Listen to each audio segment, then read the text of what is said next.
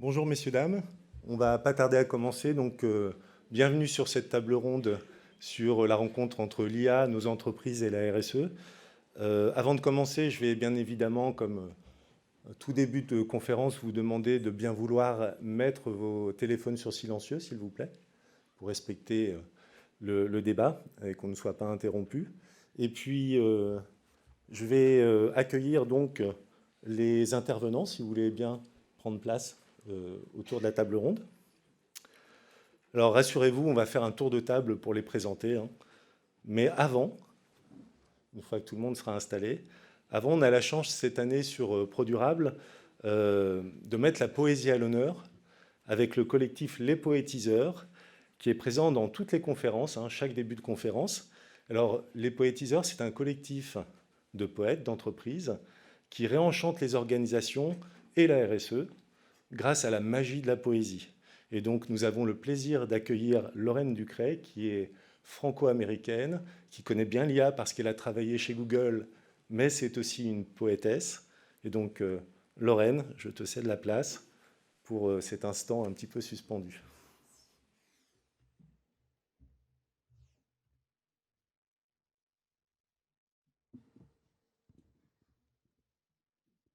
Est-ce qu'on m'entend? Oui. Magnifique.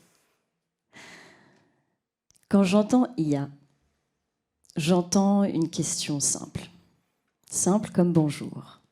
Un mot qui d'ailleurs fait partie de son code, qui ne s'accommode plus de 0 et de 1. Puisque cette IA, elle a appris notre langage, celui du petit matin. Celui des lettres et des emails qu'on s'envoie, celui des poèmes et des confessions que depuis des siècles, on se dit tout bas. Quand j'entends IA, j'entends la question « qu'est-ce qu'il y a ?» Qu'est-ce qu'il y a là vraiment sous ces deux grands mots qu'on se précipite à ériger en monument d'un âge nouveau? Mais j'entends aussi « qu'est-ce qu'il y a, toi ?» Oui, toi là. Toi qui as les yeux pleins d'espoir et la bouche pleine de doute. Qu'est-ce qui se bat et s'ébat en toi? Cette tension que tu ressens, c'est une pouponnière interstellaire d'où naît l'intelligence de ton imagination. L'autre IA. IA comme ton imagination audacieuse, comme ton imagination ardente, comme ton imagination artistique. Celle qui éclabousse de couleurs la pensée en noir et blanc, celle qui s'ennuie des chamailles diluviennes entre bien et mal, celle qui a le courage d'écrire des contes d'un avenir aux possibilités multiples plutôt que de tenir le décompte de l'e-apocalypse. Cette imagination attentive, cette intuition ancestrale, cet instinct animal nous refuse d'abdiquer aux murs étroits d'un futur écrit par quelques hommes autoproclamés rois, fait chavirer le pour ou le contre dans un océan de curiosité, là d'où surgit des profondeurs une autre intelligence encore, trop longtemps, dans nos bureaux, dans nos salles de réunion et dans nos PowerPoint oubliés. Celle du cœur, celle du corps à corps, celle du « mais encore ».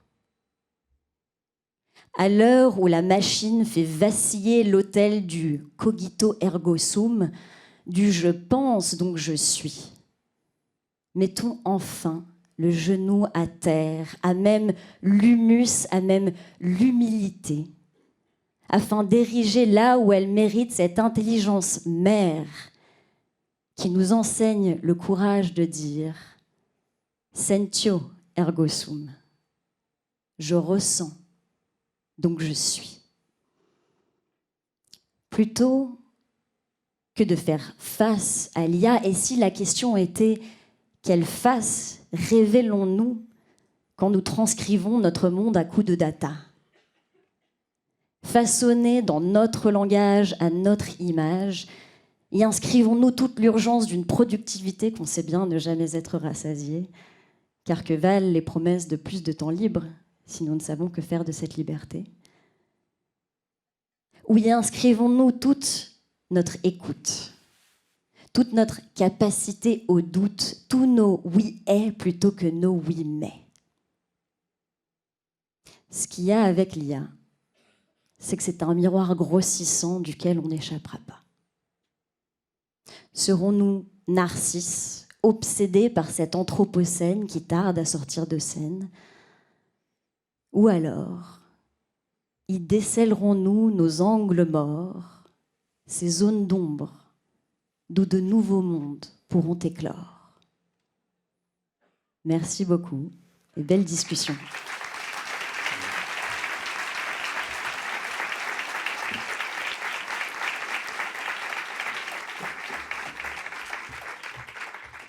Alors après cet instant suspendu sur l'IA, ce que je vous propose, c'est de donner la parole à Muriel Pénicaud, donc ancienne ministre du Travail, administratrice d'entreprise, qui va ouvrir cette... Oui, j'allais le faire. C'est pas grave. Donc, qui va ouvrir cette table ronde en positionnant finalement ce débat sur la transformation des entreprises par l'IA dans un contexte plus vaste, plus global. C'est à vous, Madame la Ministre. Merci beaucoup. Je voudrais d'abord remercier Lorraine. Moi, j'écris de la poésie en photographie. Et je suis très sensible à ce que vous avez dit parce que j'ai commencé par ça, je ne l'avais pas prévu. Mais en fait, l'intelligence, aujourd'hui, on sait à peu près avec les sciences cognitives ce que c'est. Notre cerveau, il est composé de 3 parties qui interagissent tout le temps. Il y en a une, c'est l'intelligence analytique. C'est celle que l'IA copie, augmente, remplace, dépasse selon ce qu'on en fera. Et puis il y a une deuxième partie du cerveau qui est l'intelligence émotionnelle et créative, qui est la même partie, ce qui est intéressant, je ressens donc je suis. Et donc ça, l'IA, c'est hors de portée. Elle pourra imiter la création. On peut créer, à la manière d'Annie Ernaux, un roman demain. Mais on ne peut pas créer le nouveau Proust. On peut créer à partir de ce qui existe. Mais donc il y aura un énorme défi là-dessus. Et puis l'intelligence, alors très méprisée en France, pratique, sensorielle, corporelle, qui est pourtant essentielle. Et là aussi, alors le l'IA la copie encore moins. Donc ne rêvez pas trop. On va peut-être prendre des boulots dans les entreprises, mais c'est pas sûr que toutes les tâches ménagères soient faites par l'IA quand même. Voilà, ça c'était un petit message pour notamment nous les femmes. Voilà. Et donc, ce que je veux dire, c'est qu'un des défis anthropologiques, hormis tous les problèmes de transparence, de gouvernance, d'accès aux données, de confusion et fusion entre le réel et le virtuel, un des enjeux, ça va être, est-ce qu'on comprend la valeur, pas simplement de l'intelligence analytique, qui est celle sur laquelle se base tout notre système éducatif, en tout cas dans des pays comme la France, ce n'est pas le cas de quelques autres pays, où est-ce qu'on va prendre en compte l'ensemble de nos intelligences pour bâtir le monde de demain? Alors oui, le défi est de taille, et ça je crois que de plus en plus de gens le réalisent, c'est non seulement l'IA, mais on a 4 grandes vagues de transformation du monde économique et social qui sont simultanées et qui ont commencé à bouleverser et vont le bouleverser profondément les 10 ans qui viennent. Je dis 10 ans parce qu'après, on ne sait même pas dire. On commence à savoir dire 2-3 petites choses qui permettent d'anticiper, d'accompagner les 5-10 ans qui viennent. À 20 ans, 30 ans, personne ne sait. Mais sur la dizaine d'années, il y a ces 4 grandes vagues de transformation. C'est évidemment l'intelligence artificielle, je vais me concentrer là-dessus ensuite, mais c'est aussi la transition écologique qui change des chaînes de valeur, qui modifie les métiers, qui est un défi vital pour l'espèce, pour l'humanité, pas pour la planète elle survivra, mais pour l'espèce humaine et pour beaucoup d'autres espèces qu'on a déjà détruites, mais qui va aussi transformer le monde économique, a déjà commencé dans beaucoup de domaines. La démographie, tous les pays du nord de la planète sont vieillissants à vitesse grand V, avec une espérance de vie qui augmente et beaucoup moins une natalité beaucoup plus faible, alors que le sud continue à avoir une croissance démographique très forte. Et puis, il faut réaliser que Asie et Afrique, c'est 80% de la population mondiale d'ici 5 ans. Donc, on est dans un déplacement où le centre n'est plus du tout l'Europe et l'Amérique, déjà depuis un moment, mais on n'en a pas encore tout à fait pris conscience. Mais c'est un élément important, à la fois entre générations, puisqu'on va retrouver dans les entreprises 3-4 générations, mais avec un débalancement vers plus de seniors et moins de jeunes. et évidemment dans la société en général.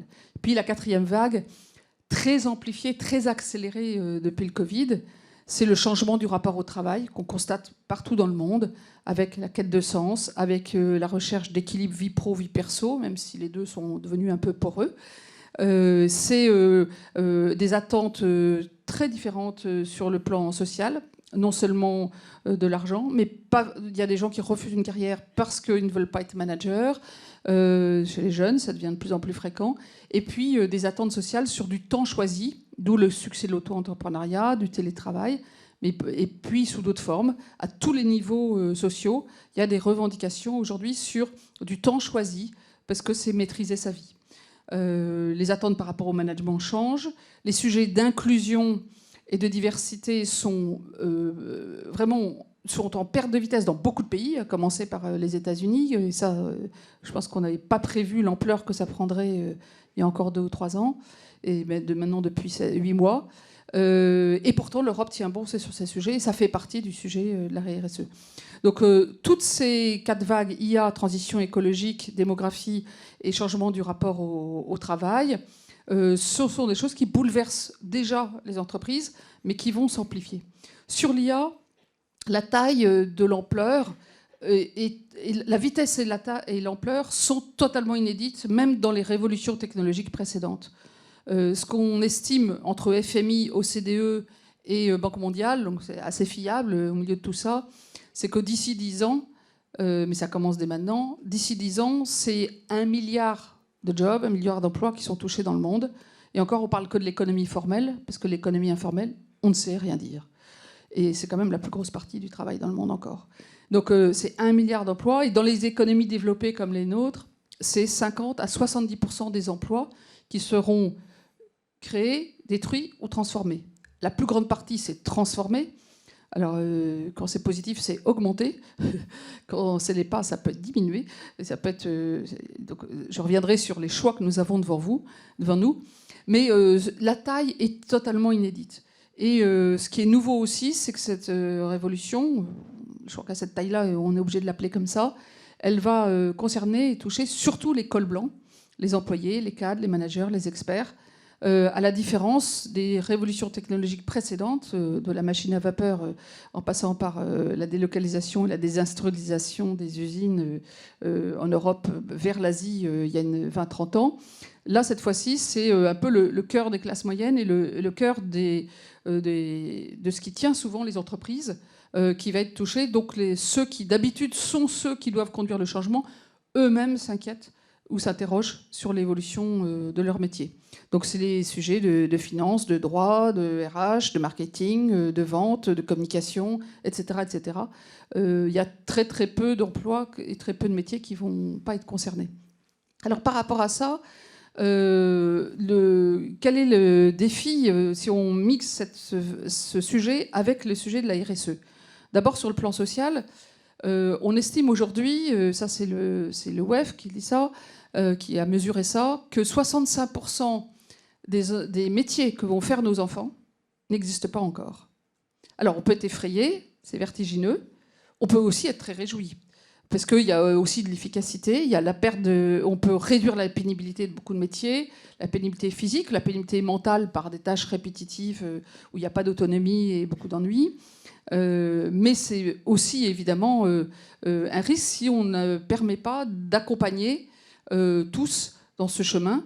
Et ça veut dire aussi que dans l'inclusion, le sujet de l'inclusion à l'heure de l'IA va être redoublé parce qu'il y a un risque de fracture sociale triple. Le premier dans l'entreprise, c'est des postes à très haut niveau de valeur ajoutée vont rester, les postes plutôt d'exécution ou physique vont rester, mais beaucoup de postes intermédiaires vont être transformés ou supprimés, créés aussi, mais il y en aura beaucoup de supprimés. On commence à avoir des vagues en Amérique du Nord sur ce sujet-là. Donc ça, c'est une première fracture au sein de l'entreprise qui risque de fragiliser les entreprises parce qu'un corps social dans l'entreprise, comme dans la démocratie, ne peut pas vivre s'il n'y a pas de toute l'espérance de l'ascenseur social. Et là, il n'y a plus d'ascenseur social si les classes moyennes sont très diminuées.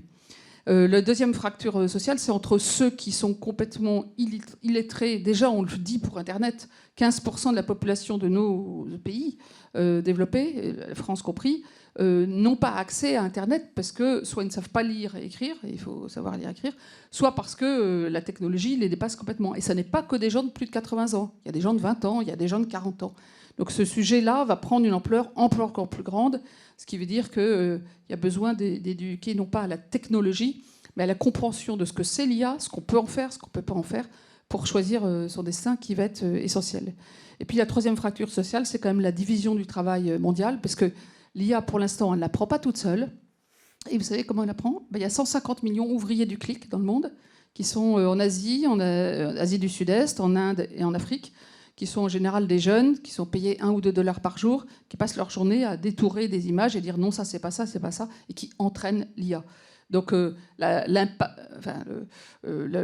grand mythe, l'IA va tout sauver, on va pouvoir faire des choses formidables, mais quand je dis c'est l'heure de choix, il faut qu'on sache, et ça revient à la question de Laurent, où est la valeur de ce qu'on fait. Je donne juste un exemple que vous trouverez dans ma bande dessinée Travailler demain, que je dédicace tout à l'heure, c'est que le CHU de Montréal, ça fait déjà 3 ans qu'ils sont en full IA pour tout ce qui est la logistique et la pénibilité. Il n'y a plus de travaux pénibles pour soulever les malades, tout est automatisé. Et surtout, un hôpital, c'est un ensemble logistique très complexe où en permanence on déplace des patients, des médicaments, des repas, des draps, et ils ont tout automatisé. Gain de productivité, 30%. C'est exactement ce qu'on mesure en potentiel de productivité par baisse des coûts humains, par suppression de postes dans le monde avec l'IA. Donc l'ampleur est énorme. Et là, ils auraient pu s'arrêter là en disant ben voilà, on augmente notre profitabilité, on est plus rentable, on supprime 30% des jobs. Mais en même temps, ils ont eu l'intelligence de se dire que les sciences connectives nous ont prouvé ce que l'art et l'émotion et la vie de chacun nous montrent déjà, c'est que le lien humain, ça soigne. Ça a un effet thérapeutique. C'est pas juste nice, c'est soignant. Le care, ça existe et ça passe par le lien humain. Donc ils ont remis les 30% de postes qui supprimés en face à face avec les patients pour l'information, pour le soin, pour l'accompagnement. Résultat, les patients guérissent beaucoup plus vite et mieux. Donc à la fin, ça a un sens macroéconomique. Je trouve que c'est intéressant parce que beaucoup d'entreprises vont être confrontées à ce choix. Elles vont se dire ben, finalement, je peux supprimer toute une série de tâches répétitives, analytiques, transactionnelles, etc. Je fais une économie, c'est tout. Mais est-ce qu'on aura l'intelligence de dire, et ça c'est un vrai sujet pour la RSE de demain, pour moi, on déplace la valeur, parce que la valeur de l'humain, c'est quoi ? Aujourd'hui, en comptabilité, c'est une charge, l'humain, ça n'est pas une valeur. La data est une valeur, l'humain est une charge. Ça, c'est nos systèmes comptables. Et c'est comme ça aussi qu'on calcule le PNB. Bon, il va falloir quand même qu'on s'interroge là-dessus, parce que c'est ce déplacement de la valeur qui peut faire, et c'est pour ça que c'est un choix, de l'IA un atout fantastique pour des progrès humains et sociétaux et économiques, ou l'inverse. En 2 mots, parce qu'on va couvrir ça beaucoup aussi dans la table ronde, l'impact écologique. Vous savez que si on va vers le méga IA, tout par méga data center, l'impact sur le CO2, ça sera 15% du CO2 à 10 ans du monde, ça sera les data centers, et l'impact sur l'usage de l'eau est très important aussi. Donc là aussi, c'est une réflexion stratégique RSE à avoir. Comment on peut mettre l'IA au service de la transition écologique, mais avec des solutions qui sont sobres et qui donc sont durables. Donc le sujet de la RSE pour moi, et je terminerai là-dessus, à l'heure de l'IA, devient encore plus stratégique. Et c'est pour ça qu'on est là, pour en discuter tous ensemble. Merci Madame la Ministre.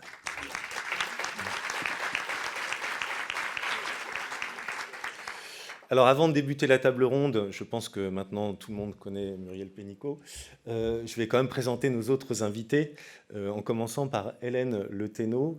Vous êtes, Hélène, présidente de la Earth Leadership University. C'est une association d'intérêt général qui a été fondée en 2021 et qui vise à révolutionner les imaginaires et les pratiques du leadership dans un monde d'IA. Et donc, vous délivrez des parcours pour dirigeants pour les aider à passer du cœur aux actes. Et pour résumer notre discussion, vous les aidez aussi à faire en sorte que l'IA n'écrabouille pas leurs entreprises. Ensuite, on a Marlène. Marlène Debanque, vous êtes ingénieure en projet informatique, vous travaillez au Shift Project et vous êtes co-autrice d'un rapport qui vient d'être publié il y a quelques jours qui s'intitule « L'IA, données, calcul, quelles infrastructures dans un monde décarboné ?» Et donc, eh bien, vous allez nous donner des informations sur les résultats de cette étude pour qu'on arrive à faire un premier constat et après se projeter. Et puis, enfin, Laurent Félix, vous êtes DG d'Equimetrix. Donc Equimetrix, c'est un des champions français de l'IA. Et alors, vous mettez un point d'honneur à avoir une approche vertueuse parce qu'en même temps, vous êtes le vice-président de la Convention des entreprises pour le climat, la CEC. Et dans ce cadre-là, vous aidez les dirigeants à activer des bascules concrètes vers un modèle qui soit plus durable, concrètement. Donc voilà pour la présentation. Et puis de mon côté, donc, je suis le fondateur du collectif Green IT. Ce collectif, il regroupe les experts à l'origine des démarches de sobriété numérique, numérique responsable. Et on forme en fait les futurs professionnels de l'IA à l'IA responsable, à l'IA frugale. Et par ailleurs, comme le Shift Project, on réalise des études sur les impacts environnementaux de l'IA. Et on publiera d'ailleurs la prochaine, le 21 octobre, si ça vous intéresse. Donc voilà.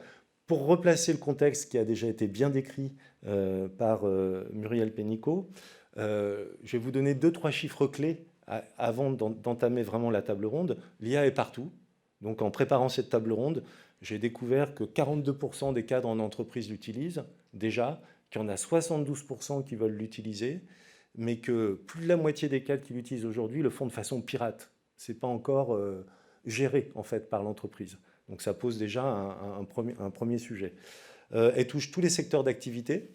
Finalement, quand on y réfléchit bien, qu'on soit livreur de pizza, col blanc, enseignant, quel que soit le métier qu'on exerce aujourd'hui, d'une façon ou d'une autre, on utilise déjà de l'IA dans notre quotidien professionnel.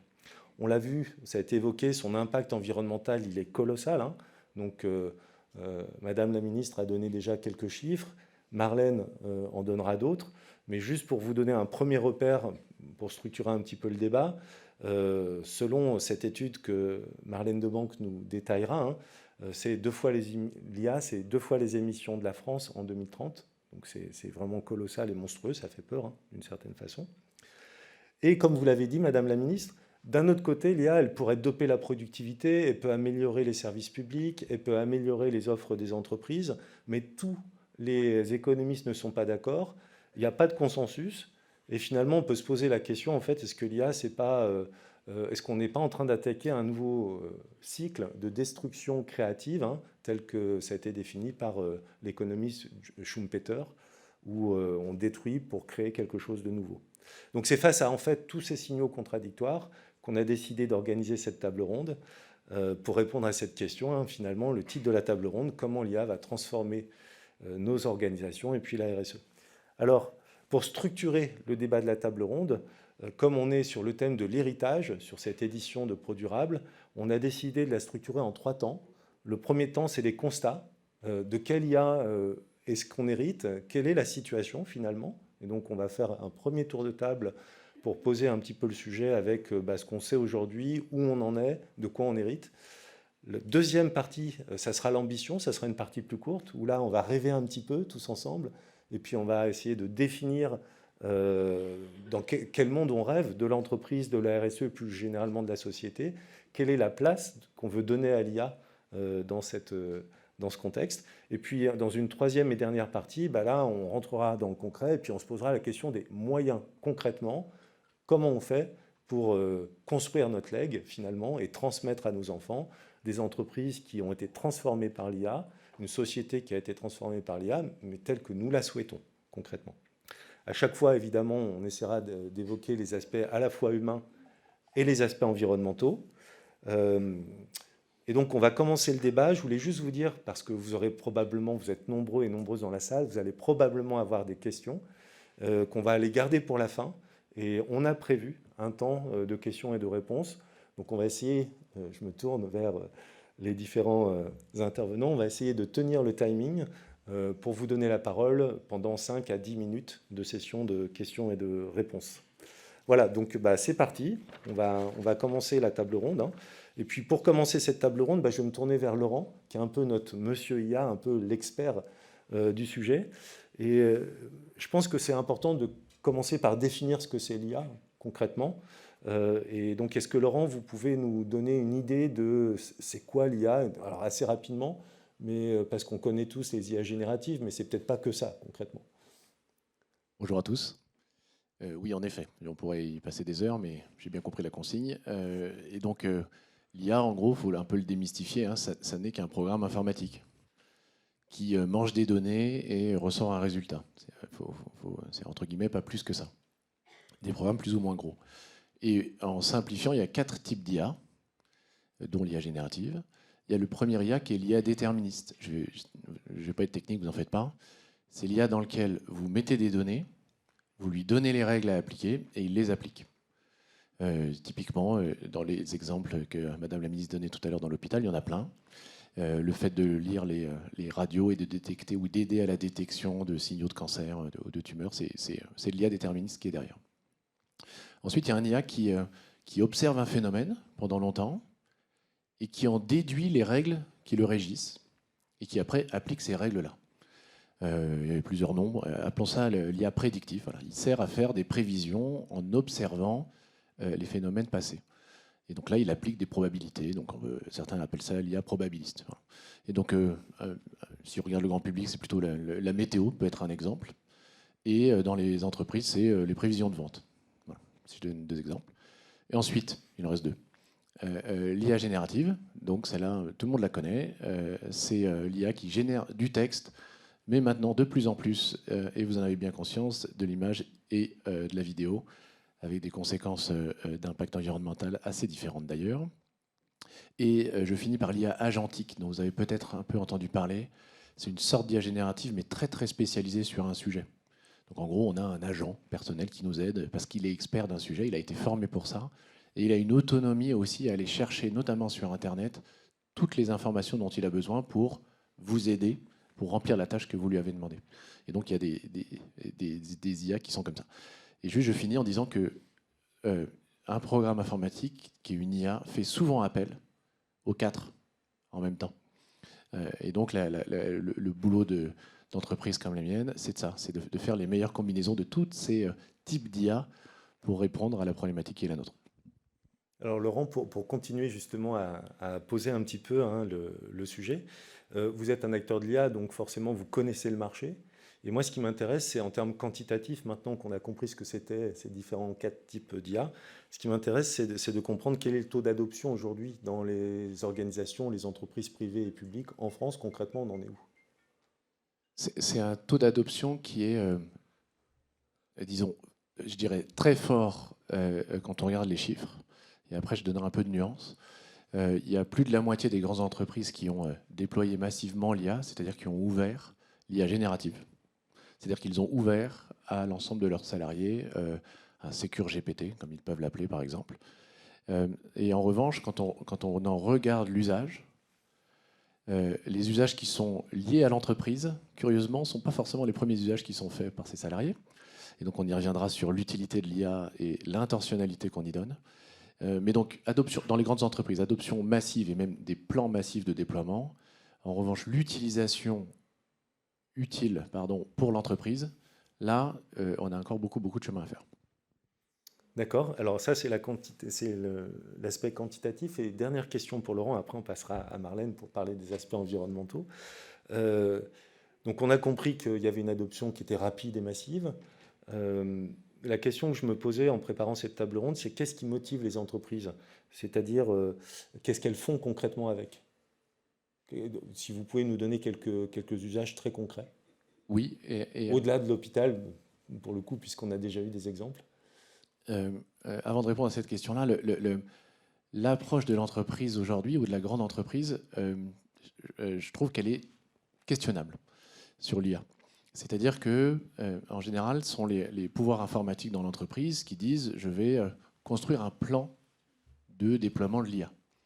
Et en fait, pour moi, ça part du postulat qu'il faut en mettre à peu près partout. Où on peut en mettre, c'est bien d'en mettre. Et ça, je le questionne, je le challenge même un petit peu. Et pour moi, il est plus intéressant et plus efficace de partir des enjeux de l'entreprise, de ces enjeux de transformation, de durabilité, de performance, de résilience. Et là, après, une fois qu'on a identifié ça, là, à ce moment-là, d'utiliser l'IA quand c'est nécessaire, utile et que ça a une performance. Voilà. Ayant dit ça, je réponds quand même à la question. Il y a beaucoup d'usages de l'IA autour de la performance commerciale et marketing. Voilà. Vous donnez, et les entreprises vous en remercient, beaucoup d'informations grâce à ce que vous avez dans la poche. Et ça, c'est des choses qui sont compilées par des algorithmes qui permettent de vous rendre plus consommateur de certains produits et services des entreprises. Donc ça, c'est une grosse utilisation de l'IA. Il y a bien sûr la productivité sur toutes les tâches répétitives, comme le décrivait Muriel, Madame la Ministre, pardon. J'ai pas l'habitude. Donc, et avec des promesses effectivement de productivité. Et ensuite, des usages plus prospectifs, et ce que j'illustrerai un petit peu plus tard, sur la redéfinition des produits, et notamment avec des angles de durabilité pour les entreprises les plus avancées sur le sujet. Donc il y a beaucoup d'usages positifs, je veux surtout qu'on garde ça à l'esprit, à partir du moment où l'intentionnalité est bonne. Ok, donc je pense que là on a bien compris où on en était en termes d'adoption, en termes d'usage. Et je pense que c'est intéressant maintenant de passer un petit peu aux impacts, positifs ou négatifs. Et donc on va commencer par les impacts environnementaux, avec Marlène Debanck. Marlène, ce qu'on vient de voir, c'est qu'il y a un taux d'adoption qui est très important, qui est très rapide. Et donc vous venez de publier très récemment une étude sur les impacts environnementaux de l'IA. Est-ce que vous pouvez nous en faire un petit peu une synthèse? Alors peut-être avant d'attaquer les chiffres, peut-être de nous réexpliquer ce que c'est que l'IA d'un point de vue environnemental. Parce qu'on a souvent une vision du numérique qui est immatérielle, dans le cloud, éthéré, etc. Voilà, peut-être en commençant par cette base-là. Ça marche. Bonjour. Alors déjà, le premier truc qu'on peut démystifier, la dose d'IA et la dose d'impact environnemental n'est pas fonction de l'adoption. En fait, l'arrivée de l'IA, c'est une politique de l'offre, c'est des gros investissements. Quand on décide, on va construire un data center qui va héberger de l'IA, on le décide 3 ans avant. Donc ça, c'est le premier truc à avoir en tête. En termes physiques, à quoi ça ressemble? Ça ressemble à des grands data centers dans lesquels on va mettre des serveurs, du matériel électrique pour faire tourner tout ça. Il va notamment falloir les refroidir et puis ces serveurs, les remplacer parce que certains ont des rentabilités matérielles assez courtes. Pour vous donner les premiers chiffres, ce qu'on a fait dans nos travaux, on a regardé quels étaient les enjeux à différentes échelles, monde, Europe, France et territorial. À l'échelle du monde, ce qu'il faut avoir en tête, c'est que l'enjeu, il est climatique. Frédéric l'a dit tout à l'heure, parti comme on est parti, les émissions de gaz à effet de serre pour les centres de données à l'échelle mondiale en 2030, soit dans 5 ans, ça sera l'équivalent de 2 fois les émissions de gaz à effet de serre de la France, tout secteur confondu. Ça, c'est beaucoup. Deuxième point, à l'échelle de l'Europe, vous pouvez aller voir nos travaux, je vais vite, mais pourquoi on a traité cet angle-là? Parce que c'est à cette échelle européenne que se décident pas mal de choses sur les programmations énergétiques. Le fait d'acheter du gaz en Russie ou d'acheter du gaz aux États-Unis, c'est à cette échelle-là que ça se joue. Et pour l'IA, j'en parlerai après, mais il y a vraiment un lien très fort avec le gaz fossile. Donc c'est une énergie 10 fois plus polluante que l'électricité bas carbone qu'on peut avoir en France. Et après, on a regardé l'échelle française. À l'échelle française, ce qu'il faut avoir en tête, c'est que d'ici 10 ans, l'IA et plus généralement les data centers pourraient consommer 4 fois plus d'électricité que ce qu'on consomme aujourd'hui en France. Alors, une fois que j'ai dit 4 fois plus, ok, mais en pratique, qu'est-ce que ça veut dire? Est-ce que c'est grave? Est-ce que c'est pas grave, docteur? Premier sujet, il y a la question de est-ce qu'on tient nos objectifs climatiques avec ça ou pas? Sachant qu'aujourd'hui, il y a, en ce qui concerne nos objectifs climatiques sur le numérique, il y a à peu près la moitié de ce qu'on consomme en termes d'usage qui est sur le territoire français, mais il y a la moitié qui est aux États-Unis. Donc ça veut dire que quand on regarde un peu pour nos objectifs, hein, quand c'est aux États-Unis, ça ne tourne pas avec de l'électricité décarbonée, donc il faut aussi avoir ça en tête. Le deuxième sujet en France, du coup, sur cette électricité, c'est est-ce qu'on a assez d'électricité ou pas pour faire ce x4 ? Aujourd'hui, dans les programmations électriques, ça n'a pas été anticipé. Et ce qu'on demande de rajouter, c'est énorme, c'est quasiment la moitié de l'industrie. Donc, juste en data center. Et nous, ce qui nous paraît très important au Shift, c'est que ça n'entre pas en concurrence avec l'électricité qu'on a prévue pour décarboner le reste de l'économie française. Donc, on ne veut pas que ça rentre en concurrence avec la fabrication de carburants bas carbone. On ne veut pas que ça rentre en concurrence avec la décarbonation de l'industrie. On ne veut pas que ça empêche de charger des voitures électriques, etc., etc., etc.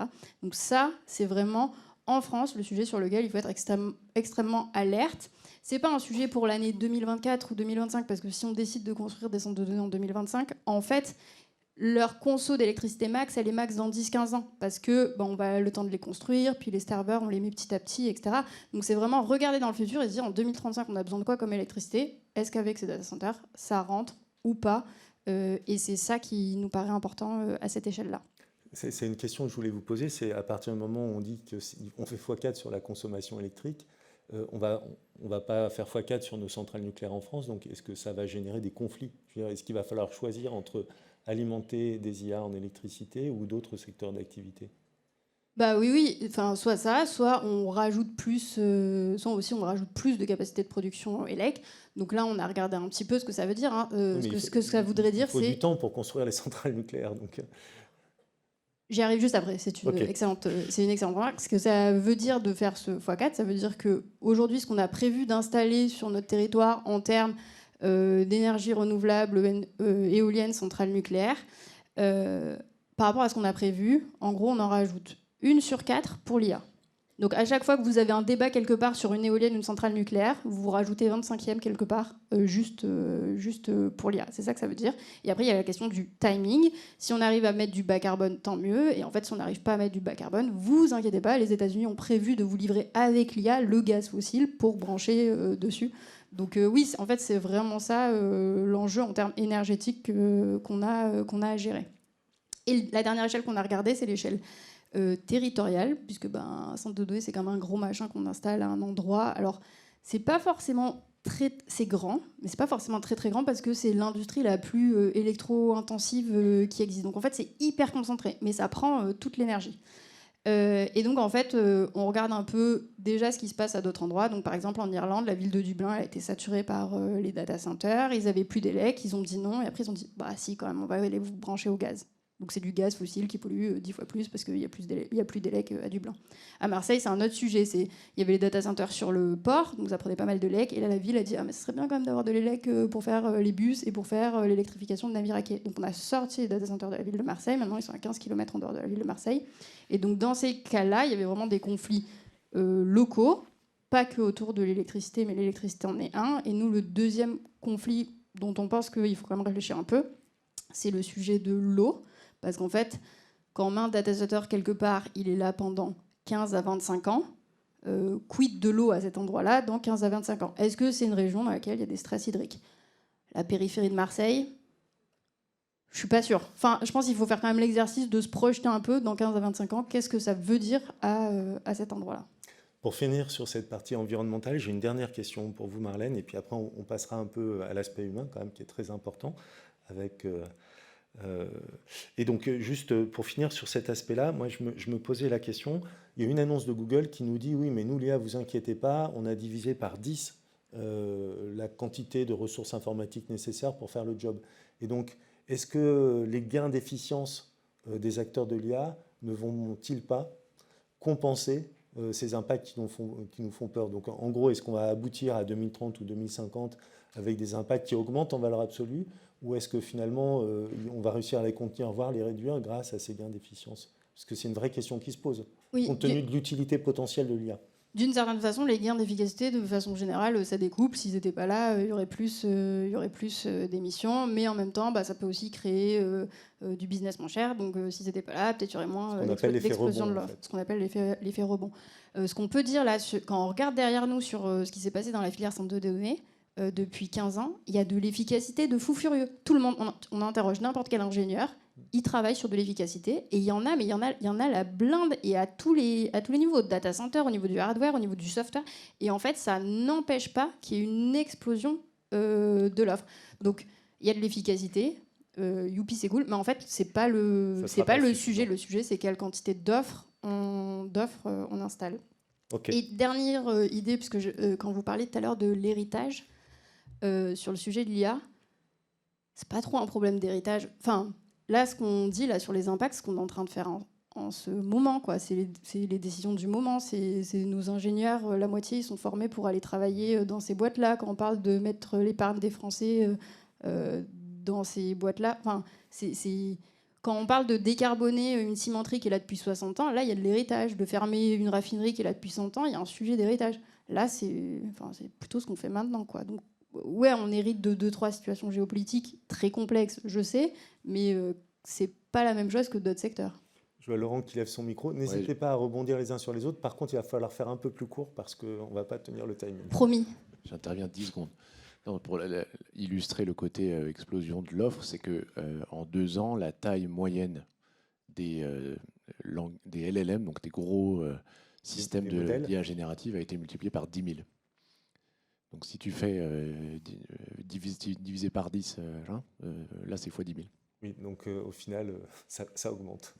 Je crois que c'est clair. Donc on vient de faire un point là assez fouillé, excusez-moi. Ouais, c'est ça. Excuse-moi Marlène. C'était un peu fouillé Marlène. Non, c'était fouillé. On a fait un point fouillé justement sur les impacts environnementaux. Ce qui m'intéresse maintenant, c'est de parler de l'humain parce qu'effectivement, on a tous un peu des craintes pour nos emplois. On commence tous à utiliser ces outils, mais on ne sait pas trop comment les utiliser. Et donc, je voudrais voir avec Hélène, qui n'a pas encore pris la parole, comment vous voyez l'arrivée de l'IA, les impacts sociaux en fait, de l'IA dans les entreprises, puisque c'est le cœur de votre activité. Oui, merci Frédéric. Eh bien, en 2019, je ne voyais rien sur cette question. Et en 2019, j'ai rencontré un dirigeant qui s'appelle Jean-Noël Torel, qui est le patron de Bioderma, belle entreprise de dermocosmétiques, qui avait une intuition sensible et humaine, non argumentée, qui est l'intelligence artificielle risque fort d'écraser notre intelligence humaine. Bon, il m'a dit ça, je lui ai dit d'où ça sort. Moi, je suis un ingénieur, je travaillais sur de la décarbonation, donc je voyais le côté enjeu écologique ou énergétique de l'IA, mais je n'avais aucune idée de ce qu'on allait découvrir. Je lui ai dit, je n'en sais rien. Et puisque j'en sais rien, on va lancer un travail de recherche-action sur les impacts actuels, déjà, sur l'IA d'hier et de juste aujourd'hui. Quels impacts de l'IA sur ce qui fait de nous des humains ? Alors, on pourrait passer 3 heures sur qu'est-ce qui fait de nous des humains. Enfin, c'est quoi on va être pas humain. avoir le temps. Alors, je vais le faire en 4 mots, parce qu'on a très peu de temps. 4 mots que j'emprunte à Monique Cantos-Sperber, qui était à Normal Sup très longtemps, et qui dit « Ce qui fait de nous des humains, c'est au moins 4 choses. La liberté, l'authenticité, la sensibilité et la responsabilité. » Alors, vous prenez chacun des 4 et vous avez certainement déjà constaté certains, parfois, effets négatifs de certaines IA sur certaines de ces dimensions. Je mets la précaution à chaque fois. Le sujet, ce n'est pas de dire toute l'IA est néfaste, c'est de dire que certains usages, et puis certains usages de plus en plus courants et abondants, peuvent avoir des effets très négatifs sur certaines de ces 4 dimensions.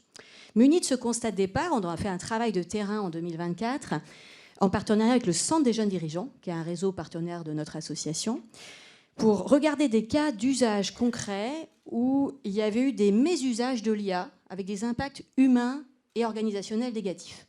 Là encore, non pas pour dire tout n'est pas bon dans l'IA, mais pour mettre le doigt sur des points d'attention et des choses humaines qu'on voudrait bien préserver, ou des dimensions humaines qu'on voudrait bien préserver. Alors, en rebondissant sur ce que tu disais sur les types d'IA, on a fait 2 études de cas qui sont dans notre public 2024, accessibles à tous en ligne. Une étude de cas sur un cas d'usage d'IA prédictive dans une grosse supply chain d'un grand groupe industriel. Avant le Covid, l'entreprise avait investi des millions sur un beau modèle d'IA prédictive. Le Covid arrive, les supply chains sont par terre, et l'automate, la machine, évidemment, fait des propositions qui ne sont plus valides dans le contexte. On pourrait se dire que ce n'est pas très grave, sauf que ce qui s'est passé, c'est 2 choses. C'est que certaines personnes qui voyaient les prévisions et les propositions d'action de la machine en conséquence ont continué à faire confiance au résultat, alors qu'il était ouvertement inadapté. Et paf, passe une grosse commande. Et bon, c'est pas très bon pour la boîte, hein. Donc ça, c'est le premier effet, c'est des gens qui ont une surconfiance dans le résultat de ces calculs puisqu'il est là. Et le deuxième, c'est que pendant ces années de mise en œuvre de ce modèle prédictif, les équipes n'ont plus appris à développer leur intuition experte. Et donc, quand il s'agit de repasser en mode manuel, même si on se dit l'algorithme dit une bêtise, je le vois bien, on n'est plus capable de faire appel à son intuition experte puisqu'on ne l'a pas entraînée. Voire, on a changé la composition des équipes et cette fonction n'est plus assurée dans l'entreprise. Donc, premier problème, l'IA prédictive n'est pas tellement adaptée à un monde avec des fortes ruptures et des événements extrêmes. Et dans ce monde-là, notre intelligence sensible, notre intuition et notre intuition experte sont d'excellents alliés, et pas les seuls. Et d'ailleurs, il y a un grand monsieur de l'IA qui s'appelle Gerd Gigerenreither en Allemagne. Je vous invite à lire ses bouquins « How to stay smart in a smart world ». Comment pas être débile dans les choix d'usage d'IA, en gros. Et donc, on peut prédire, quand le monde est un peu prédictible, il y a des horizons pas trop longs, ce qui a été dit. Pourtant, on voit aujourd'hui énormément de grands acteurs faire des investissements massifs en IA prédictive et déshabiller l'intuition des collaborateurs et des dirigeants eux-mêmes. Deuxième cas d'usage qui est plutôt lié à certains mésusages des IA conversationnels, enfin dans le domaine conversationnel ou les chatbots. C'est une actu récente d'il y a quelques mois de Klarna, une fintech scandinave, qui avait choisi de licencier énormément de monde pour mettre en place des chatbots dans la relation client et prospect. Ils ont tellement perdu de valeur que quelques mois plus tard, le patron s'est exprimé publiquement en disant « on a fait une erreur, on réembauche », puisque la valeur est dans le lien. Parce qu'une vraie relation humaine, d'humain à humain, a une valeur. Ce n'est pas un coût, c'est une valeur. Et donc on investit dans la relation humaine. Donc c'est un des cas les plus récents de dérapage un peu stupide, mais qui montre que parfois les dirigeants eux-mêmes n'ont pas vraiment conscience de où est la valeur de l'humain aujourd'hui et demain. Donc déjà, faire le tour de qu'est-ce qu'on veut préserver, puisque tu me posais la question de l'héritage. Préserver l'intuition experte, l'intuition créative, l'intuition relationnelle, qui sont des capacités humaines incroyables. Préserver l'empathie et donner toute sa place à l'empathie. Et la dernière, dans notre intelligence du cœur, c'est le courage. Et bien, du courage, il en faut en face des algorithmes. Le courage de dire non, que j'évoquais tout à l'heure, le courage de faire des choix au plus justes, des justes usages de l'IA, ce n'est pas forcément extrêmement répandu. Voilà, donc c'est ça que je voulais partager sur quels héritages on pourrait vouloir préserver, là encore, pour créer de la valeur durablement. Alors, pour finir sur cette partie-là, dans notre discussion, en préparant cette table ronde, j'ai noté un sujet qui me semblait intéressant. C'est que les IA, finalement, sont en train d'enclencher une sorte de cercle vicieux, ce qu'on appelle techniquement une boucle de rétroaction positive, mais qu'on appelle vulgairement un cercle vicieux, où elles s'entraînent sur des corpus de données qu'elles ont elles-mêmes générés et qui ont des hallucinations, et où finalement on voit une forme de standardisation.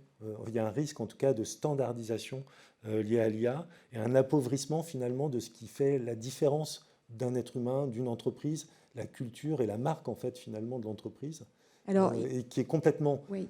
À l'opposé des processus naturels. Oui, alors c'est vrai que la plupart des IA génératives, je dis bien la plupart, pas toutes, grosso modo fonctionnent en produisant un résultat un peu moyen par rapport à la demande qu'on lui a faite, donc dans une gaussienne avec les valeurs qui sont au milieu et pas les valeurs qui sont au bout des distributions. Et dans les processus naturels d'évolution biologique, on va justement aller chercher de la biodiversité, qui va permettre peut-être demain d'être plus robuste. Donc il y a déjà cet effet d'appauvrissement spontané quand on favorise ce type, en tout cas d'usage, on n'est pas obligé, mais si on fait ça.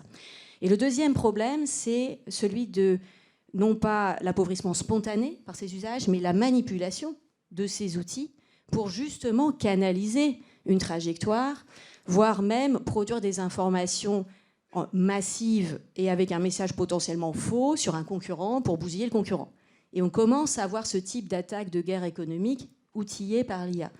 Donc ce que je voudrais souligner là-dedans, c'est qu'au-delà des caractéristiques techniques des IA et des modèles, bien entendu, la question, c'est dans les mains de qui elles sont et pour faire quoi. Donc la technologie n'est pas neutre, mais c'est quand même le sujet. On ne peut pas considérer que c'est une question technologique. C'est aussi et avant tout une question géopolitique et une question de finalité. Alors, je vais laisser Laurent rebondir sur la donnée, la qualité de la donnée, parce que je pense qu'il veut rebondir dessus. Et on conclura cette première partie, on est très en retard, on conclura cette première partie avec Madame la Ministre pour prendre un peu de hauteur, c'est-à-dire que là, on est à l'échelle de l'entreprise. Et ce qui m'intéresse, c'est de finir de faire le constat, mais aussi à l'échelle d'une nation comme la France. Laurent, en quelques mots. Je n'avais pas prévu sur la qualité de données. Attends, je fais un autre truc On avant. rebondit sur autre chose.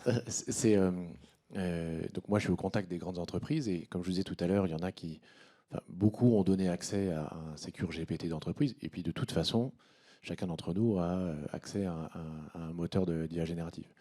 Et il y a un petit effet bénéfique de correction des fautes d'orthographe dans les mails, que vous avez peut-être remarqué. Mais sinon, moi, je pense qu'il n'y a pas d'études encore très poussées. On a lancé quelque chose chez Equimetrics sur la décision responsable en entreprise. Mais je crains cet effet un peu pernicieux de moyennisation de l'information et de déresponsabilisation des prises de décision et potentiellement assez haut dans l'entreprise. Et donc, je mets en garde. En tout cas, je crains ça. Je crains ça et je pense que c'est quelque chose dans le management et la gestion RH de l'entreprise auquel il faut faire très très attention. Merci Laurent. On va finir le tour de table là, sur cette première partie avec vous, Madame la Ministre. Ce qui m'intéresse, c'est tout ce qu'on dit au niveau de l'entreprise, là, finalement, puisqu'on est à ce niveau-là. Est-ce qu'on peut le projeter à l'échelle d'une nation comme la France et plus largement ? À l'échelle de nations comme la France et de l'Europe, parce que je pense qu'on ne peut pas, tout seul, ça n'aurait pas de sens et pas d'efficacité. On a des sujets évidemment de choix. Derrière les choix technologiques, c'est des choix de gouvernance, beaucoup, publics et privés, de choix de transparence, de choix de contrôle de la donnée, de choix, pour moi, quasiment de démocratie. Parce que qui a accès à quoi, et si c'est l'offre qui commande totalement et manipule finalement complètement la demande, à un moment donné, est-ce qu'on est encore dans une démocratie ? Et puis, peut-être 2 autres points pour terminer. On a peu abordé le sujet de l'impact social sur les compétences, mais il faut savoir qu'en 1987, quand l'OCDE a commencé à mesurer la durée de validité des compétences professionnelles que vous avez appris à l'université, dans les grandes écoles, etc., c'était 30 ans. On faisait sa carrière, en gros, avec son bagage initial et un peu d'adaptation. Aujourd'hui, la même étude qui est faite tous les ans, c'est 2 ans. 2 ans. Donc quelqu'un qui sort de l'université ou d'une grande école, une partie de ce qu'il a appris est déjà obsolète. Donc il va falloir révolutionner l'éducation initiale, toute la formation continue. Et si on prend une vision optimiste de ça, ça veut dire qu'il faut qu'on entre dans une ère socratique, à nouveau. On va faire une grande boucle pour l'héritage. Pourquoi ? Parce que c'est l'art de poser la question. Et tout l'art de penser quelle est la bonne question, je pense que ça sera une des compétences fondamentales du futur. Parfait. Alors, ce que je vous demande maintenant, c'est on va passer à la deuxième partie, mais en une phrase chacun et chacune. C'est assez court parce qu'en fait, c'est finalement, vous avez posé tous les 4 un constat, je pense qu'il était assez fouillé, étayé. Et donc, ce qui m'intéresse maintenant, c'est que vous mettiez finalement, puisqu'on est dans le cadre quand même du monde de l'entreprise, à la place, vous êtes PDG, vous êtes responsable RSE de l'entreprise, et finalement, qu'est-ce que vous allez demander à vos équipes ? C'est ça qui nous intéresse, c'est quel est le rôle que vous pensez, que vous souhaitez en fait pour l'IA dans votre entreprise, au service de votre entreprise, mais aussi au service de sa performance environnementale et sociale. Donc, on peut commencer par qui veut. Allez. Je commence. Je pense que pour un chef d'entreprise, j'en rencontre beaucoup qui sont un peu tétanisés devant l'ampleur de la vague, là, en disant c'est quoi ce tsunami qui arrive, je ne sais pas par quel bout le prendre. Il ne faut pas le prendre de façon macro et générale et vouloir mettre de l'IA partout sans savoir pourquoi. Je pense que le vrai sujet, c'est d'abord de travailler sur tous les métiers de l'entreprise. Et quand je dis les métiers de l'entreprise, ce n'est pas simplement intramuros, une entreprise, c'est aussi son écosystème, amont, aval, ses fournisseurs, ses clients, les territoires, pour travailler sur les métiers en disant quels sont ceux que ça peut vraiment améliorer, augmenter, ceux que ça va remplacer, et on l'assume, et ceux qu'on peut créer ou développer, où on peut apporter de la valeur, avoir cette réflexion stratégique, et pas le faire juste en chambre avec des consultants, mais le faire avec les salariés de façon participative. Parce que c'est ça qui fera d'abord l'adoption, mais au-delà de ça, qui serait qu'une technique de change management classique, je pense qu'il y a beaucoup de gens qui sont en train de réfléchir sur le sujet, beaucoup de gens ont des idées, beaucoup de gens ont des attentes, et que je crois que finalement, il est temps de revenir aussi à l'intelligence collective sur le sujet. Donc j'aurais tendance à faire le pari de la confiance dans l'intelligence collective de l'entreprise et des acteurs, et de travailler sur les métiers, et là, ils vont voir que ce n'est pas 100% de leurs métiers qui sont complètement bouleversés, mais il y a 2-3 points qui vont changer la donne, et c'est là-dessus qu'on se concentre pour transformer la suite. Je pense que Hélène va avoir envie de rebondir. Oui, je vais rebondir là-dessus, parce qu'en fait, on se questionne chez HLU, dans notre association, beaucoup sur qu'est-ce que c'est qu'un leader dans un monde d'IA. Donc un dirigeant d'entreprise leader, il est là pour faire quoi en fait? Et qu'est-ce qui n'est pas substituable par exemple par une IA? Bon, et donc dans les 4 dimensions d'un leader dirigeant, il y en a une qui peut être d'orienter son entreprise dans la bonne direction en écoutant son corps social et ses parties prenantes. Il y en a une qui est de motiver, résoudre les conflits internes, et il y en a plein sur les sujets d'IA et d'usage de l'IA. Et il y en a une qui est un peu oubliée, qui est de sécuriser sa boîte, au sens déjà faire en sorte qu'elle ne s'écrabouille pas dans 3 ans ou dans 5 ans. Parce que c'est jamais très agréable de parler de l'envers du décor ou des risques. Et donc, un des sujets sur l'IA, ce n'est pas seulement des choix proactifs d'adoption, c'est de faire une cartographie des risques de court ou de moyen terme auxquels je suis exposée par le développement des IA chez moi et chez les autres. On a un peu tendance à oublier le défensif, là encore, c'est-à-dire on surfe sur des beaux récits d'IA, mais c'est dans le rôle du dirigeant, et j'ai même envie de dire du dirigeant père de famille, bon père de famille ou bonne mère de famille, de sécuriser son entreprise. Et donc de se plonger avec délice dans une cartographie du MIT qui s'appelle AI Risk Repository, qui est une base de données géniale de tous les risques des intelligences artificielles, pour ne pas en oublier. Donc je pense que ça, c'est le rôle du dirigeant en France, parce qu'il n'est pas patron d'une boîte des GAFA. Le dirigeant d'une PME ou d'une UDI en France, il a ce rôle de vigie sur les risques. Ok, là on est déjà un petit peu dans les solutions. Marlène, en termes d'ambition, en fait, quand on rêve l'IA de demain au sein de nos organisations, quand on rêve la transformation qu'elle va apporter à nos organisations, comment on peut la regarder du côté environnemental surtout? Vous n'allez pas être surpris. Moi, je veux que l'IA, elle rentre dans un monde net zéro. Aujourd'hui, elle ne rentre pas d'ici 2030-2035, donc ça va être 1 gigatonne. Au mieux, dans un net zéro, on sait en neutraliser 6 à 7 des gigatonnes. Donc pour vous dire à quel point ça ne rentre pas. Donc comment on peut faire pour que ça rentre? Va falloir réduire la voilure. Si j'étais dirigeant d'entreprise, ce que je ne suis pas, tout seul, vous n'allez rien faire du tout. En fait, si vous n'êtes pas aidé par les autres boîtes en coalition avec d'autres pour essayer de faire changer les choses, ça, je pense que c'est le premier levier. Et le deuxième levier, vous avez besoin d'État et d'Union européenne pour avoir de la régulation. Sans ça, il n'y a pas de l'IA qui rentre dans un monde net zéro et juste ça continue en fait. On va revenir après aux moyens justement que vous êtes en train d'évoquer toutes les deux. Ça marche. Et donc pour finir sur la vision, Laurent, en tant qu'acteur de l'IA finalement... Donc j'ai plus qu'une demi-phrase parce que comme mes camarades ont fait... Non. Non, moi mon rêve entre guillemets, ce serait un peu d'appliquer le leitmotiv qu'on a chez Equimetrics, c'est-à-dire que les dirigeants ne se posent pas la question de qu'est-ce que l'IA peut faire, mais qu'ils se posent la question de qu'est-ce que l'IA doit faire. Et donc repositionner l'intentionnalité. Ok, merci. Alors on va passer à la troisième partie qui sont les moyens maintenant. On a défini, qu'on a fait des constats, qu'on s'est projeté en se disant faut que ça rentre dans une stratégie net zéro, faut pas que ça écrabouille mon entreprise, etc. La question des moyens, en fait, c'est d'abord celle du consensus que vous évoquiez, Madame la Ministre. Il y a un moment, il faut qu'on ait un peu la même vision dans une entreprise, parce que si les salariés tirent d'un côté et les dirigeants de l'autre, ça ne va pas fonctionner. Et je crois que, en préparant cette table ronde, j'avais surligné le mot, Madame la Ministre, qu'il va falloir construire une ambition ensemble, mais on reviendra peut-être juste après Hélène pour voir quelle ambition on peut construire ensemble au niveau de la France. Et avant, j'aimerais faire réagir Hélène justement sur ces deux corps de l'entreprise qui ne partagent pas forcément exactement la même vision. Oui. Et surtout, la solution derrière.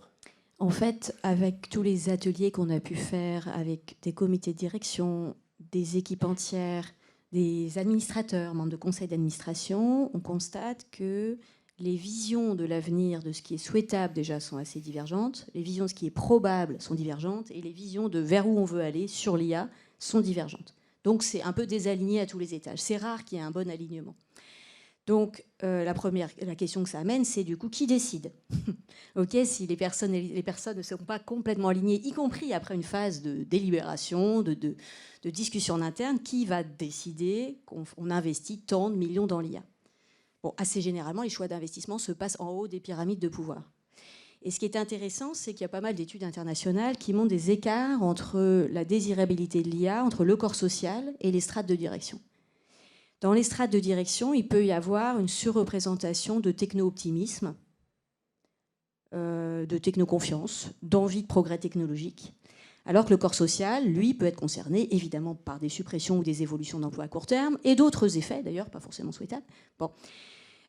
Pour autant, jusqu'à nouvel ordre, dans la plupart des entreprises classiques, sans des gouvernances holacratiques ou autres, c'est la strate du haut qui décide, même après des phases de consultation. Et cette strate du haut, non seulement elle peut avoir du techno-optimisme, mais elle a aussi souvent cette propension à ne pas identifier clairement les risques. Je reviens à ça. Pour moi, c'est essentiel.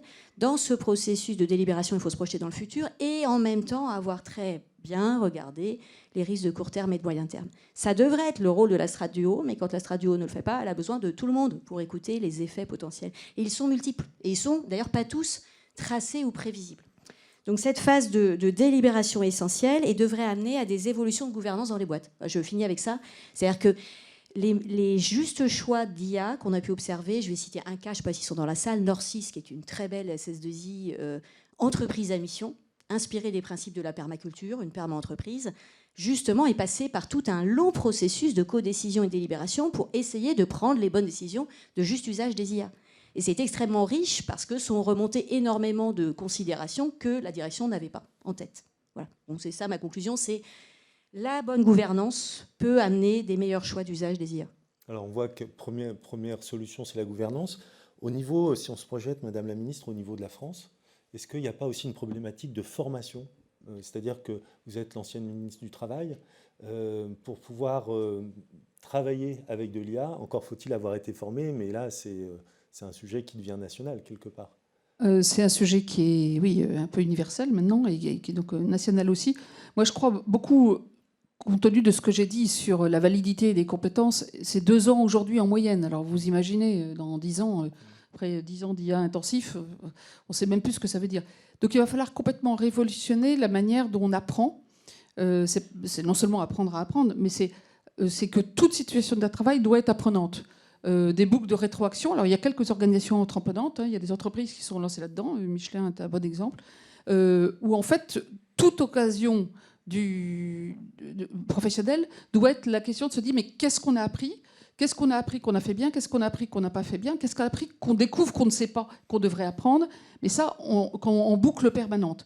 Ça demande un énorme travail de transformation dans les entreprises. Ça demande aussi des changements de management, parce que ça veut dire qu'on accepte l'erreur, que donc en gros, on n'est pas dans le... En France, on a un management très vertical, descendant et très prescriptif, plus encore que dans d'autres pays. Non seulement on a les process descriptifs, mais on a le management qui est très descriptif. On a ouvriérisé l'école blanc, hein, dans beaucoup de cas où ils ont très peu de marge de manœuvre. Ça, si on veut que tout le monde soit une organisation apprenante, il va falloir redonner de l'espace, redonner la respiration, redonner l'autonomie et redonner de la participation aux décisions. Et c'est là où ça rejoint le sujet d'intelligence collective. Mais sur les compétences, la taille est telle que là, il faut l'alliance du privé et du public, il faut l'alliance des politiques publiques et l'alliance des entreprises. Parce que toutes les PME de France ne pourront pas faire tous les efforts de formation absolument nécessaires. Il y a la partie organique interne, un peu hybride et un peu évolutive, que les entreprises feront en interne. Mais il y a aussi des investissements plus lourds. Et puis, il va falloir revoir, je dis ça d'une phrase, mais tout notre système éducatif. Vaste sujet. Vaste sujet. Laurent, on parlait juste des entreprises, donc. Quand on est une entreprise de l'IA, qu'est-ce qu'on attend, en fait ? Comment on peut, en tant que secteur d'activité, apporter des solutions au constat qu'on a fait ? Et puis, est-ce que les entreprises pour le climat attendent, je ne sais pas moi, de la régulation de la part des pouvoirs publics ou pas ? Je dirais 2 choses sur le volet entreprise. Déjà quelques exemples d'applications internes à l'entreprise où l'IA peut servir, si on parle de la transition écologique, c'est ta question, Frédéric. Et je prends des exemples qu'on fait chez moi. Le premier, c'est une IA qui aide à faire en sorte que la CSRD ne soit pas vue comme une contrainte de reporting, mais plutôt comme un levier de transformation, et donc qui vient aider l'entreprise à pré-remplir ce reporting, mais aussi à le positionner par rapport à ses camarades de sa filière, et être prescriptif dans les actions à mener pour rattraper le retard éventuel ou accentuer l'avance éventuelle sur chacun des data points de la CSRD. Ça, c'est un exemple où l'IA est très très vertueuse parce qu'elle met en mouvement l'entreprise. Un deuxième exemple, je vais voir combien j'en fais, 2. Un deuxième exemple, c'est beaucoup de dirigeants aujourd'hui sont très visionnaire pour dire que, en effet, et j'ai lu récemment un sondage, je pense que la source va m'échapper, je crois que c'est CAP qui l'a sorti, Capgemini. 87% des dirigeants en France, 83% en Europe, considèrent que la durabilité, c'est un levier de performance. Voilà. Et donc, quand on est conscient de ça, on a envie, dans son portefeuille de produits, et j'ai un grand retailer qui est un de mes clients là-dessus, on a envie que son portefeuille de produits se verdisse, entre guillemets, j'aime pas trop le terme, mais limite ses impacts environnementaux, puisqu'on considère qu'avec ça, je vais réussir à en vendre plus. Donc il y a un petit peu l'ambiguïté de l'aspect volumique, mais bon, c'est le logiciel aujourd'hui de l'entreprise. Mais quand on fait ça, et d'avoir une IA qui permet d'évaluer l'impact environnemental de changement de tel ou tel composant dans sa composition, à ce moment-là, ça devient très puissant. Deux exemples à l'intérieur de l'entreprise. Et je précise, on a été plusieurs à mentionner la nécessité de collaboration entre entreprises. Je prends aussi ma casquette de la Convention des entreprises pour le climat là pour vous répondre. C'est pour faire évoluer son modèle d'affaires et le rendre plus durable, plus circulaire, plus serviciel, plus efficace en ressources, etc. On ne peut pas le faire tout seul. En vrai, on ne peut pas le faire tout seul. Moi-même, je donnerai mon exemple de dirigeant d'entreprise aussi. Et donc, on a besoin, pour ça, d'avoir une capacité à fédérer un bout des filières. Quand je dis un bout des filières, il n'y a pas besoin d'être 300 entreprises d'une filière. Il suffit d'être quelques pionniers et qui ont une véritable envie de faire évoluer son modèle d'affaires pour que ça fonctionne. Je donne un exemple dans le bâtiment, qui est un exemple difficile. Quand on veut faire du reuse de matière, quand il y a un chantier de destruction, il faut identifier, déjà il faut donner les consignes du destructeur parce qu'on a envie de récupérer des matériaux, et il faut dire à quel endroit, dans quel état ça se trouve, quand est-ce que c'est disponible, et qu'en face, il y ait la demande qui soit là pour pouvoir faire véritablement la récupération en limitant les transferts qui sont coûteux environnementalement parlant. Et bien pour ça, le SGPE notamment a publié des feuilles de route pour créer des plateformes par filière, se loger, se déplacer, se nourrir, se soigner, etc. Des plateformes où effectivement on peut à la fois partager des données clients, des données Il va falloir faire un tout petit peu plus court. Pardon. Voilà. Eh ben, il est super ce rapport. Tout ça pour dire que, et justement, Muriel, vous parlez des partenariats publics-privés. Ces plateformes-là sont sécurisées en termes de partage de données par la puissance publique et permettent le développement de services de circularisation, etc., des privés par-dessus. Donc ça, je vous invite à aller regarder ce rapport-là. Merci Laurent. Je voudrais finir avec les solutions que Marlène peut nous proposer pour réduire les impacts environnementaux de l'IA qu'on va utiliser. Et puis après, je vous demanderai en une phrase, chacune, de conclure cette table ronde pour qu'on ait 2-3 minutes de questions-réponses, puisqu'il est déjà bientôt 13h45. Marlène ? Oui, très bien. Je vais faire court. Le premier levier, on l'a dit, c'est faire des trucs qui sont utiles pour le climat, Blablacar, cool, covoiturage, mais c'est que Deep of Server, donc c'est pas ma 1 gigatonne qui pose problème, donc faites-le, c'est bien. Votre meilleur allié pour gérer la voilure des usagers, en fait, c'est juste de faire vos bilans carbone d'entreprise et de les piloter. Et puis, il y a la partie numérique qui rentre dedans. Ça rentre pas. Si ça rentre pas, soit on essaie de trouver un service qui est moins consommant, soit on le déploie moins, soit on fait pas. Et puis, hop, on pilote année par année. Enfin, on réinvente pas du tout la roue.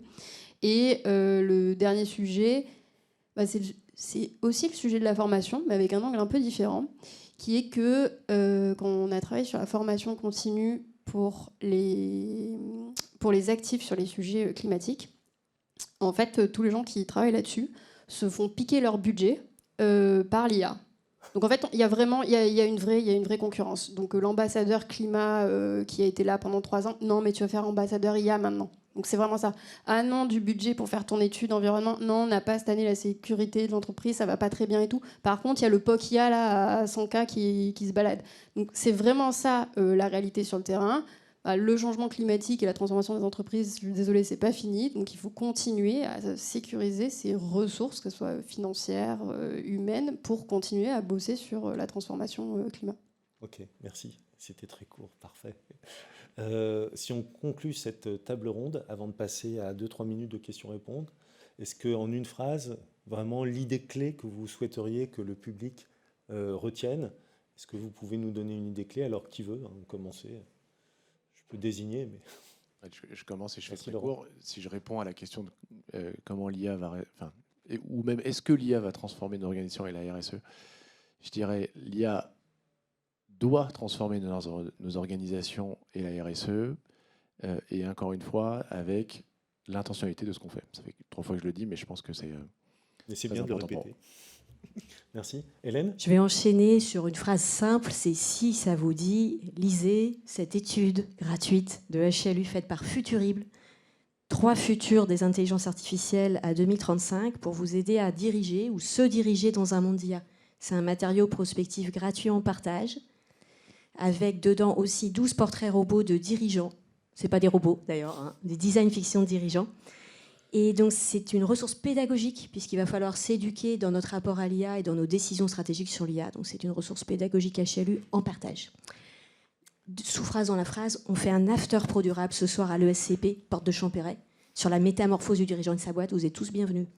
Merci. Marlène? Oui, dernier mot. On n'est même pas à plus 1,4 degré de réchauffement et c'est déjà la merde. En destruction de valeurs humaines, puisque je compte pas les morts canicules, et en destruction de valeurs financières aussi, hein, puisque vos employés ils perdent en pouvoir d'achat en essayant de colmater leur maison. Le budget de l'État, il y a toute une partie qui part dans l'agriculture parce que c'est les dégâts du changement climatique. Donc on n'est même pas à ça. Et là, on se rajoute du bourbier avec la partie externalité environnementale de l'IA. Il faut juste arrêter ça.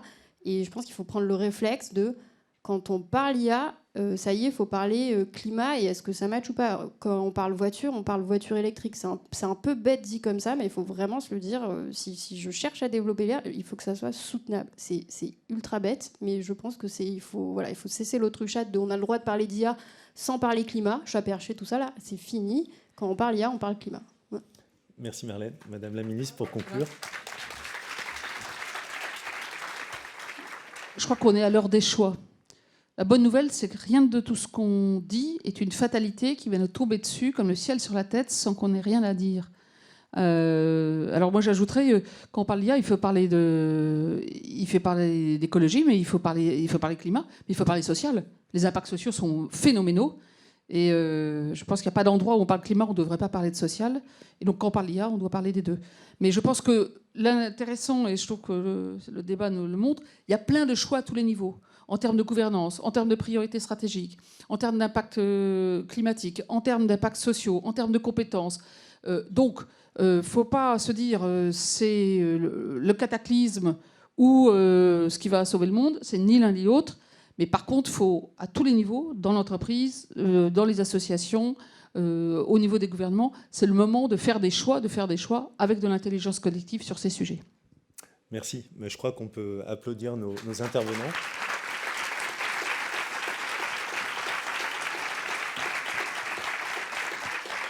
Alors, il est 13h44, donc on a le temps pour une question. Je vois une main levée là-bas. Je pense que le plus simple, c'est que vous vous leviez, que vous la disiez haut et fort. Ouais, merci Laurent. Ou qu'on vous amène un micro, et puis on devra s'arrêter après. Je suis vraiment désolé, mais le débat était passionnant, très riche. Alors, je vais me permettre... Alors, présentez-vous s'il vous plaît, et puis une question courte. Je suis Géraldine, je suis facilitatrice de la transition, professeure affiliée. Je suis restée dans le cœur des réacteurs dans les écoles de commerce. Les étudiants, quand je les ai, ils ont tous leurs ordinateurs allumés, leurs portables, leurs smartphones. Et évidemment, l'IA, c'est les grands sujets aujourd'hui. Bon, la première chose que je leur dis, j'ai fermez tout. Fermez tout. Alors en fait, on a besoin d'une question vraiment courte. Oui, mais je le dis quand même parce que je pense que c'est important. Les outils à leur juste place. En fait, on a une espèce de fascination humaine complètement incroyable dès qu'il y a le nouveau joujou qui sort, quoi. Et là, quelque part, oui, on se dit on va aller encore plus vite, mais plus vite vers quoi? Alors là, je vous invite à écouter Olivier Hamon, La robustesse, et revenir aux fondamentaux. Nos essentiels, c'est quoi nos essentiels? C'est l'eau, c'est l'alimentation, c'est le lien social. Qu'est-ce qui fait notre bonheur au jour le jour? Voilà, je voulais cette note philosophique parce que je pense qu'elle est indispensable. Revenons les pieds sur terre dans les limites planétaires. Merci à tous. Merci madame, ça n'était pas une question, donc on va s'arrêter là.